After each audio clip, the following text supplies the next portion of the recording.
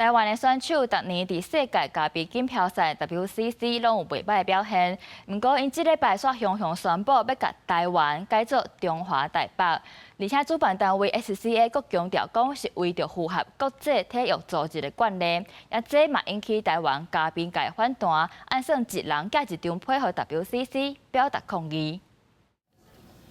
前来咖啡球会想要徛上世界舞台，林兆兴4月13日世界球会大赛来夺得冠军，得成目标。世界咖啡锦标赛 WCC 的官方网站来祝福。2礼拜了后，去一家 competition body 对台湾改做 Chinese Taipei。伫 WCC 办理其他咖啡竞赛，把夺得冠军的台湾选手也收到 WCC 来公文，通知的回溯记录，要搁改讲做是代表台湾，是来自中华台北，互台湾咖啡界真生气。五道里技术创办人吴小玲发起一人一批写予 WCC 表达严正的抗议。台湾就是台湾，这中间在咖啡的比赛里面没有模糊的空间，因为这件事我们已经做了19年了。就算要改名，我认为也是我们自己内部提出改名，这才是一个正常正确的程序。八替 WCC 主持2摆烘焙世界赛，吴小玲讲是啥物主因促使改变，要求 WCC 主办单位美国精品咖啡协会 SCA 也有一个交代。2016年世界咖啡冠军吴哲林也伫面册大肆回复予 WCC 的批，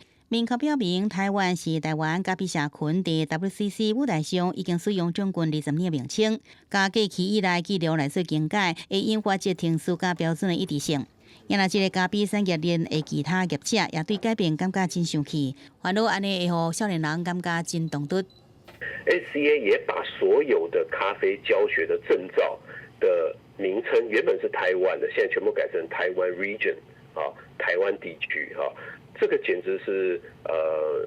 这个莫名其妙精品咖啡社群绝大部分都是年轻人，我觉得他们会是很挫折的，然后他们会不知所云的。美国精品咖啡协会册伫官方网站声明，世界咖啡锦标赛对4月28开始，甲参赛者标示为中华台北，是为了符合国际体育组织惯例，比如讲国际奥会甲国际卡总。世界咖啡锦标赛正做全球性的组织，伫行政运作上做调整，被影响选手参赛资格。吴小玲讲，希望更加多民众到阵来支持赞声。因若根据了解，1礼拜万国会有世界杯杯测赛，针对台湾的咖啡人士甲台湾咖啡协会干部会到现场甲 WCC 做最后的努力沟通。记者综合报道。